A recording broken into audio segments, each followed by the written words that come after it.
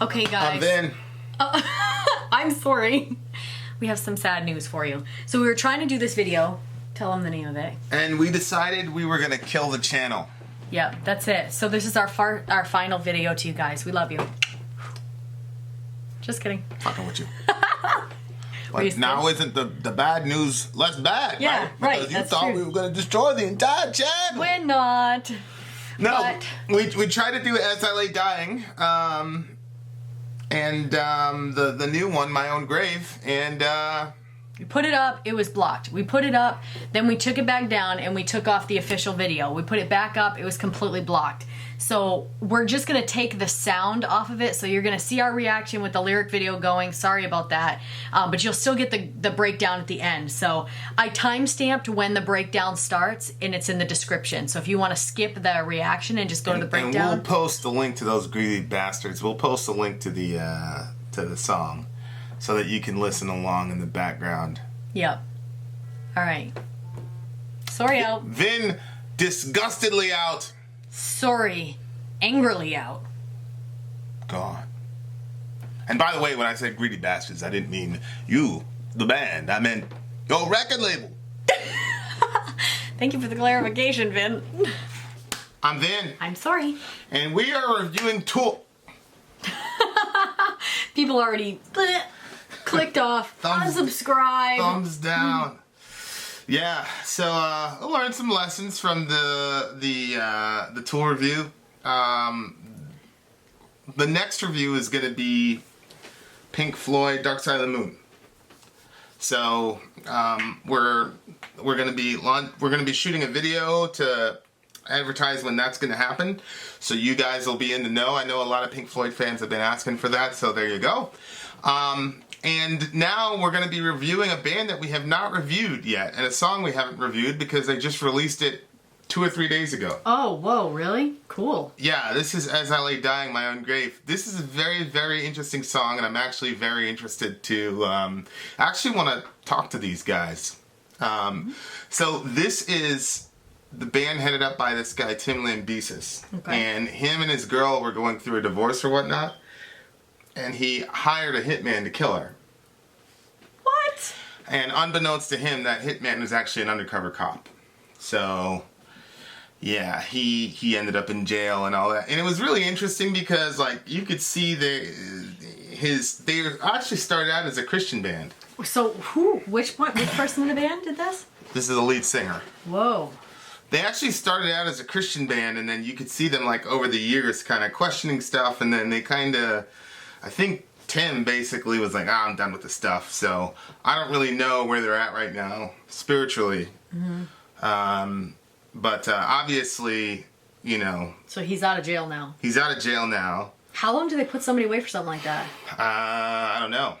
This happened right as I came back from Houston. So that's like, I don't know, 5 years ago. So he probably did 5 years. Yeah. So I don't know what this is gonna be, but you know, our story's about redemption and all that stuff. But I mean, I don't know where it is, because like I said, the last couple of records were kind of like, it seemed like they were questioning Christianity and all this, and there was a lot of criticism, a lot of, oh, you can't combine Christianity with metal. Here's a perfect example. Blah blah blah blah blah. You know, as if, you know, metal is what turns a person away from. You know, there's a lot of things that happen in a person's life that makes, you know, holding on to faith challenging. Mm-hmm. Yeah. You know, and I don't know where he came from, but anyway, so here you go. As I Lay Dying, My Own Grave is the name of the song. Interesting. All right, let's do it.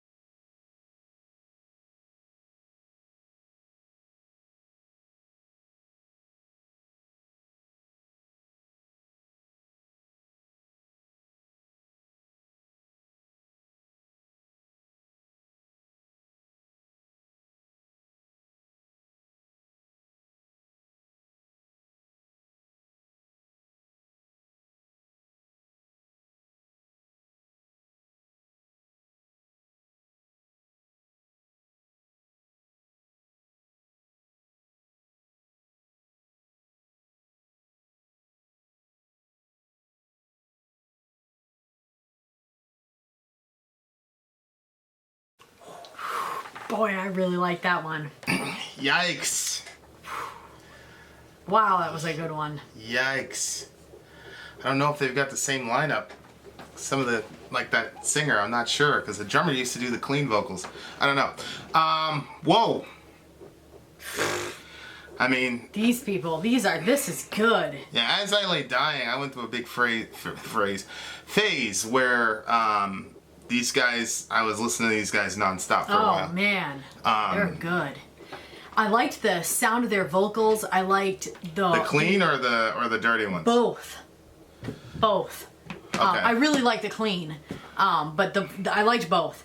And then I really liked, even in like the video, I know we don't usually have videos, but I liked the video where they would like, everything was like going in regular pace and then all of a sudden it would like slow down. Yeah, and I liked it when every time that he would like go like that. I thought that was cool too. I really liked this one. You thought it was cool when he punched the air? Yeah, like when he would punch down, like it was cool. I thought it was cool looking. And I felt like he was communicating, like, I don't know, I thought it was cool. But yeah, I mean, obviously, it's real shit for him, you know? Because of the whole context of the whole Why, is he situation. the one? Yeah, it was him. Oh. The lead singer, the guy who was doing the heavy vocals. Okay. Yeah. Whew. Wow, that's crazy. Yeah, As I Lay Dying, man, they were really, really, really good. I mean, they'd been kind of like on hiatus for whatever when the whole thing went down, but looks like they're back. Yeah. They got a whole record out. That must have sucked to, like, when you're separated. Like, I understand, like, he did stuff, so he had to get put away, but like when he was in that situation, like being away from being able to create that kind of music, you know what I mean? That must be tough. Yeah, I was just talking to Alec about the judicial system and, you know, Alec's theories on what we should do and what we shouldn't do. Yeah, what you do with criminals, whether or not a person is predisposed toward violence or not, you know, and genetics and how that influences decision. And Alex was talking about how his understanding is that you should, you know, our judicial system should be aimed toward rehabilitation and not the punitive aspect of prison.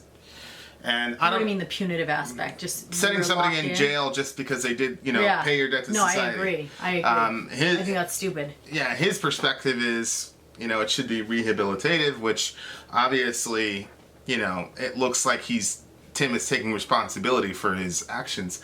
And not only his actions, but what led up to him doing that. Because he doesn't address the situation here, but it looks like he's talking about, you know, his life and all that stuff. I'm not sure that I agree that there shouldn't be a punitive aspect toward, you know, the judicial system.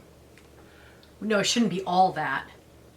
Yeah, I probably believe in some sort of a mixture. Yeah, I agree. Of the punitive aspect and rehabilitation. A person could argue that there's no real difference.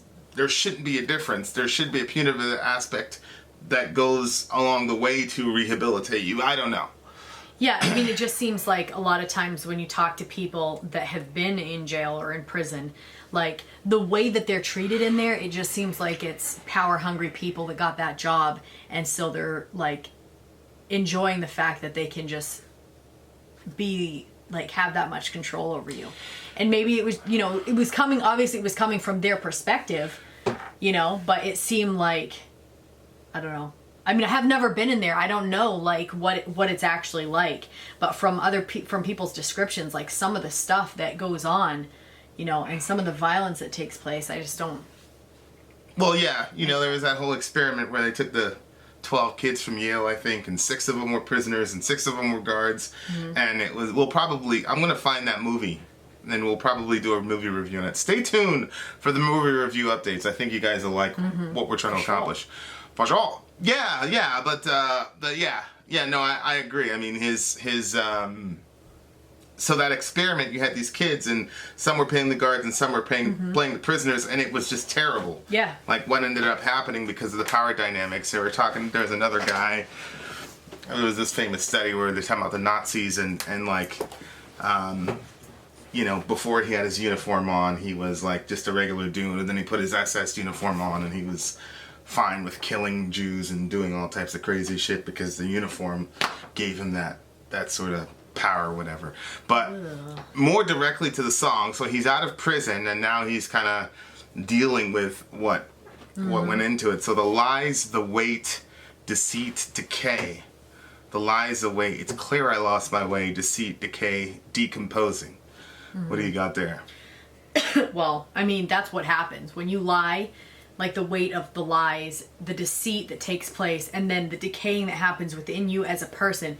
Like, we're already, like, from the moment that we're born, we're already decomposing in a sense. But I think that you speed up that process internally the more that you accept and you allow yourself to do things that are destructive to yourself and to other people. The more you find yourself decaying more quickly and you feel the aging within you and stuff. So I think that that's what he's talking about. Like, you know, everything was kind of unraveling from his spirit to his soul, and then it has an effect on what your body does. And then we saw that. I mean, he hired a hitman, you know.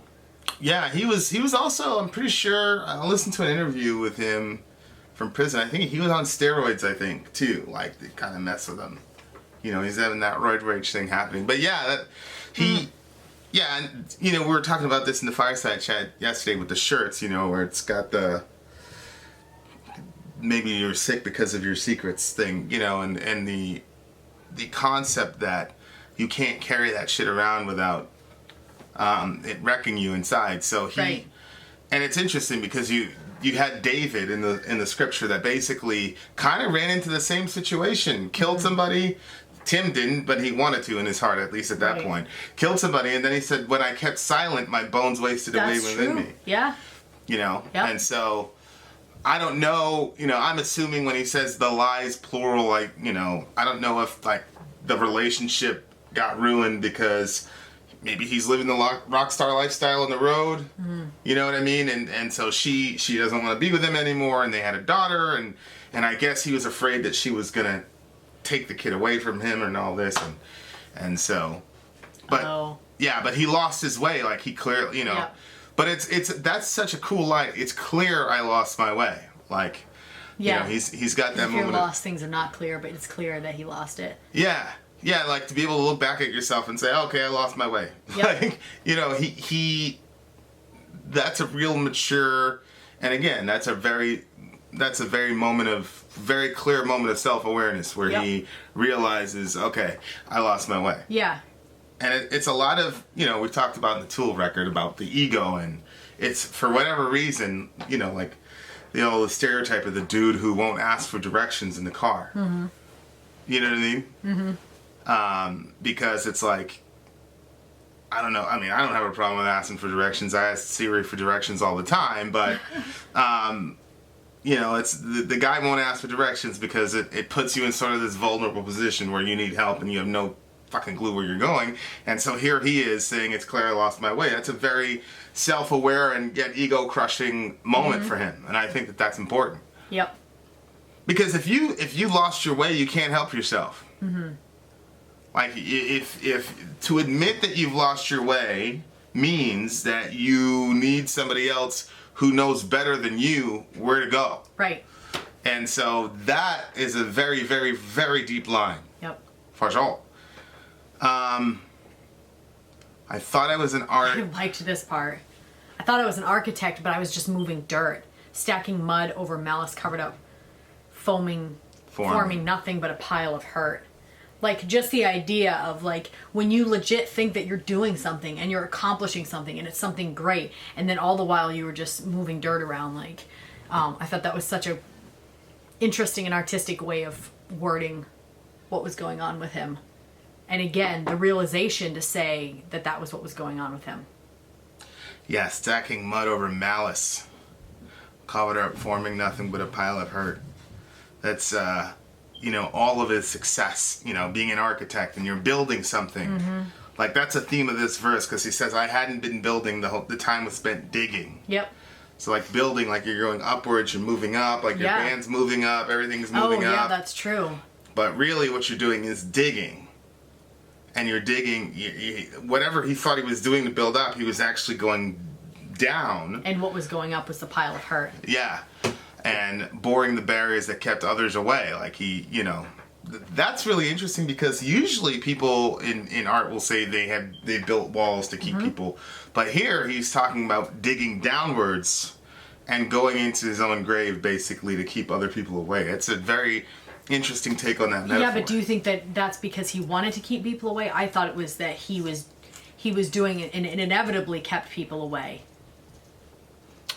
Yeah, and I don't know with folks in that situation if there's really a difference, you know what I mean, between wanting to and having to. It's kind of like Tool with The Grudge, where you wear the grudge like a crown, and then you're unable to forgive. Like you kind of lose your free will at that point. Yeah, Alec. the deeper the walls, the less anyone could hear me fall. That's sad. Because he was creating a situation in which he was distanced from people, but then people couldn't really see how far he was going, or they saw it, but he was so distanced from them they couldn't really say anything. They didn't feel like they had like the right, I guess, to like speak into his life. Well, it's hard when you're a person in that situation because, you know, he's a rock star. They weren't like Metallica level band. They were never like at that level, but they were high enough in the genre to where, like you know, it's hard to, you can't tell those guys anything. Right. You know what I mean? And then I said this earlier about like in bands where, you know, it's hard to be able to check somebody because that person is so integral to the band, especially a lead singer. Like, what are you going to do? You know what I mean? And so he's losing his faith along the way. He's doing all this craziness and, you know, he's probably out with girls. I don't know. I'm just making assumptions about the guy. So I don't want to, you know, whatever. But maybe when we talk to him, we'll be able to have more of a discussion. But yeah, it's hard to be able to really know who your true friends are in that situation. The more and more big you get in that whole world. There's a verse in the Bible that says, "Confess your sins one to another and be healed." So he had to keep this stuff in, the lies inside, and like that kind of goes to the beginning decomposing part. But now he's at a place where it seems like he's faced some things and like he's not blaming anybody. He's taking the blame for himself and he's confessing it to not only the people around him but in the entire world or anybody that listens to this song. Like, I know there's no one else to blame. He's like accepting what he did, you know? Yeah, which, you know, one of the things about rock and roll is that there's always somebody to blame. Society, you know, society's unforgiving. Well, yeah, where everybody sins, so there's always somebody. You can always find somebody to blame. Yeah, well, that's the thing about life is like, you know, you can blame other people for your issues, and there's going to be no shortage of people that you can hold accountable for your actions. You know what I mean? Yep. You can always blame people for your actions because, you know, people are always going to give you material to complain about.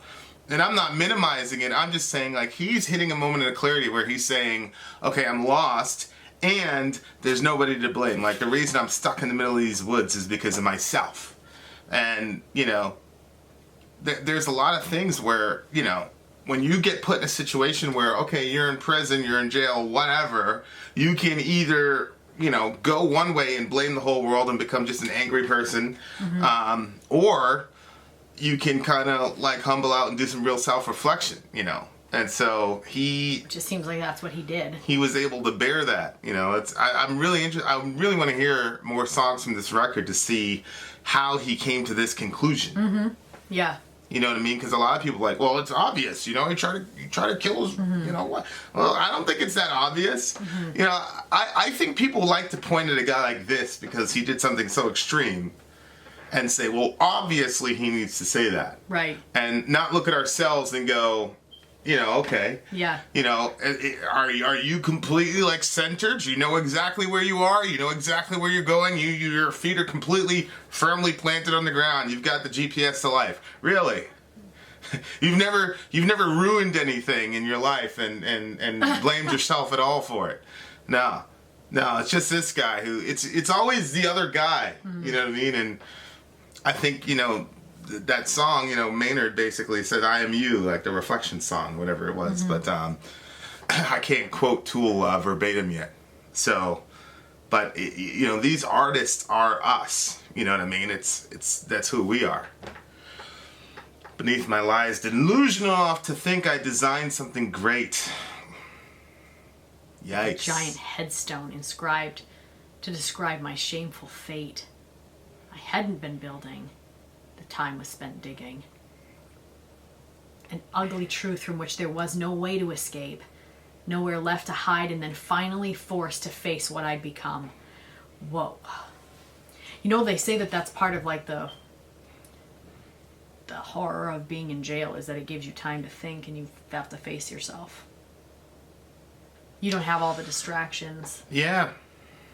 Which again, you know, is kind of like, I do think the idea in Christianity that you're born flawed as a flawed individual. I say this a lot, but like a lot of people, you know, a lot of people take that as a destructive idea. You know, oh, this is so destructive or whatever. Mm-hmm. But I think I think telling a person that they're born good is a destructive idea. Because what happens is they inevitably do evil shit. Mm-hmm.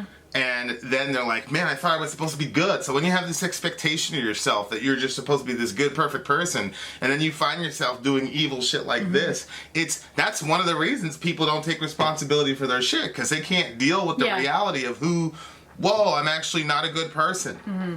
You know what I mean? Like, I am not this good person that I thought I was. I'm like completely flawed, and I've done, you know, I'm sure, you know, if you would have rolled up to him like 4 years prior and said, hey, you're gonna call up a hitman to kill your wife, he'd be like, I would never do that. Mm-hmm. You know what I mean? It's like the story of Peter in the Bible. Like Peter, like one of the major leaders of the church, you know, the Catholics would say the first pope of the church, and the night Jesus is betrayed, he's like, hey, you're gonna deny me 3 times. And Peter's like, I would never do that. I would never do that. Hours later, he denied him 3 times. With curses, he swore. Yep.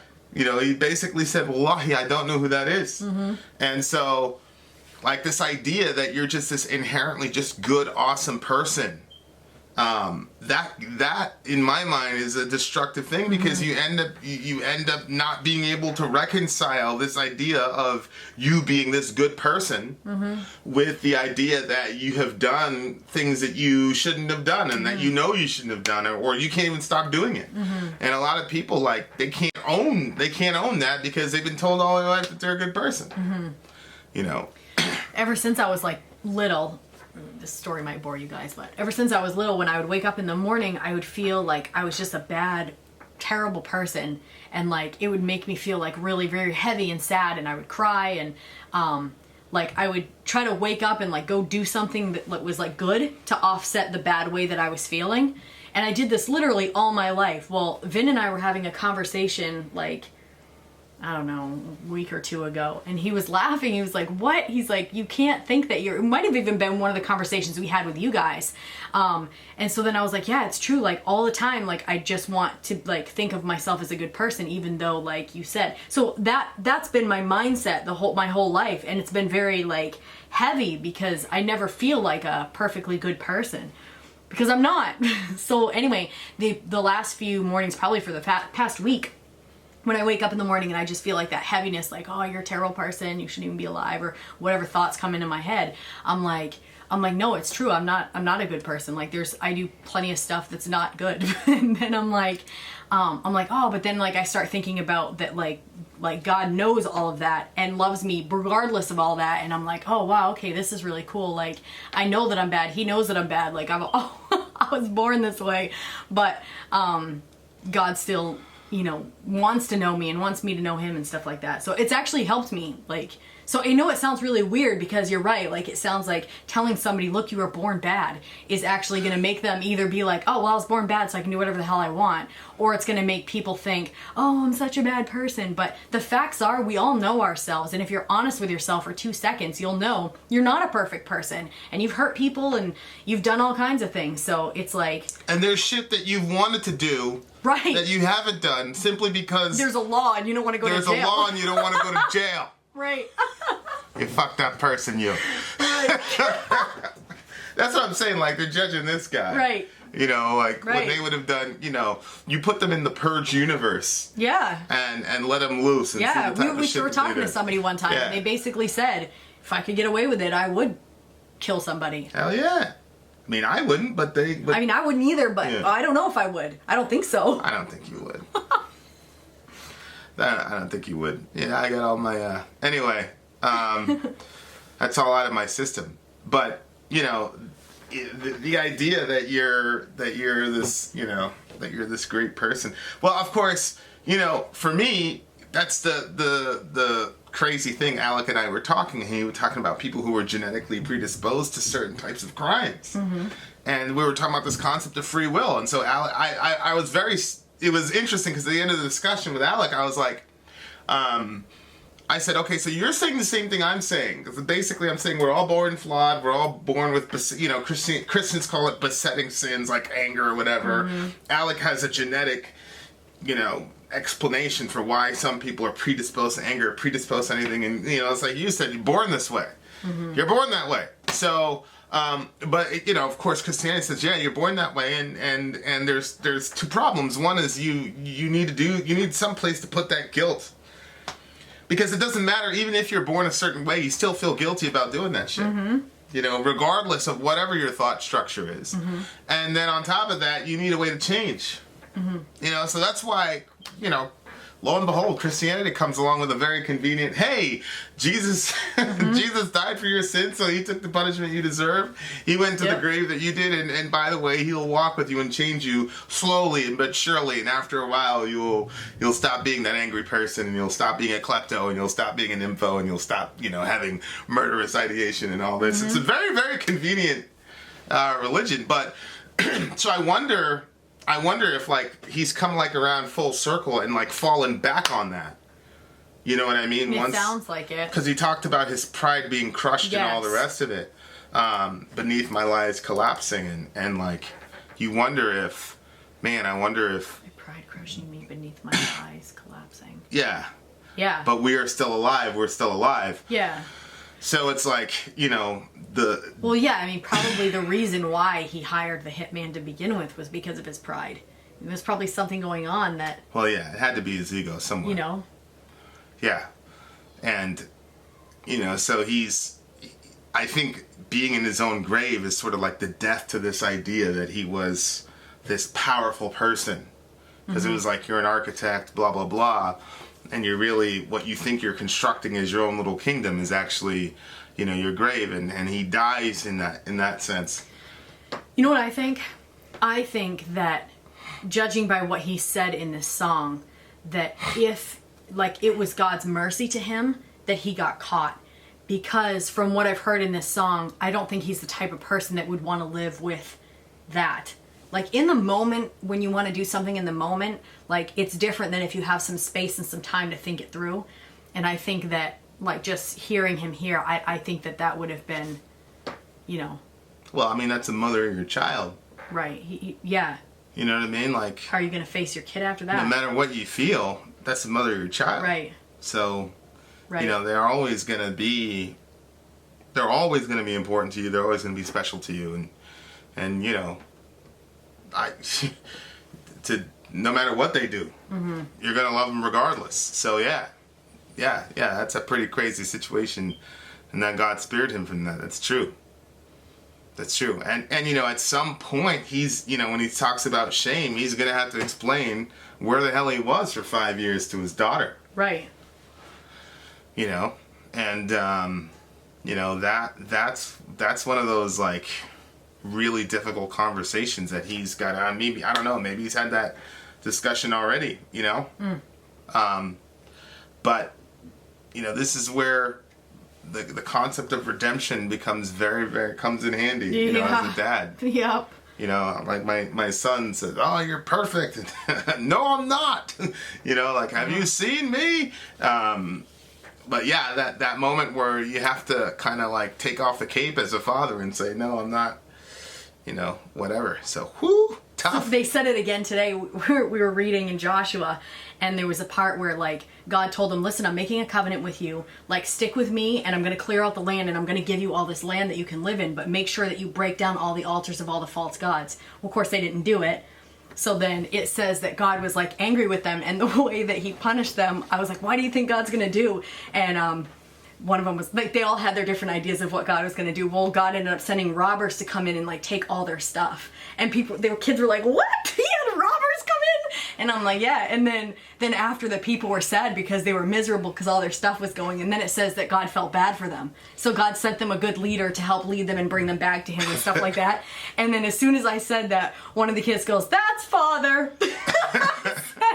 I said, "Yeah, I know." And they said, "We're Israel," which was the people, and then our Father is like God. And I was like, "No, I know." Sure. I said, because he was, Sure. well, you do, you're like that. You'll be Sure. like, because it would say, and then they kept going on their bad behavior, like after he gave them like stuff and started taking care of them, they just went back to their bad behavior, and then it says that God was angry after that, and like it was just like this cycle. And then one of the kids is like, "That's true, he does get angry when we don't listen." Delete that. What do you give the song? I give it a 10. A 10? Yeah, I really liked it. It's a solid 7.9 for me. What brought it down? What brought it down? Yeah, what brought it down from being a 10? I mean, it wasn't really anything groundbreaking I loved it. as far as the metal goes. I mean, the musicianship was, it was, Did you like the vocals? yeah. Yeah. It's catchy. Inside my own grave, and there's no, I think if my sister could get past the metal, she would like it. Really? Yeah. Play it for her. Maybe we should bring her in and have her do her guest review in this. Oh my gosh. That would never happen. Maybe one day. Never happen. That would never happen. Yeah, but I'd be just like our nice people here, and I'd be like, get one of those shocking ones. Yeah, you can let her listen to some Fontaine or a Behemoth. Right. Yeah, she'd probably drown you in holy water. It's 7.9 for me. I mean, I thought it was very honest. I like metal songs that like veer off from the standard, blaming everybody for your problems. Yeah. Bullshit. So I like what they did here. I'm not sure about. I'll have to do some research because I'm not sure I recognize some of these people. Because like I said, the drummer usually does the clean vocals. But I mean, it's like this is definitely like they're back. This is not like, oh, he got out of jail, let's have a gimmick, Tim's back, blah blah blah. Like this is some like good like As I Lay Dying brand shit. Like this is how they are. So. It's good stuff. It's good stuff. I'm excited to hear more from the record. Oh yeah, definitely. So, yeah. All right, 7.9. 10. Vin out. Sorry out. Gone.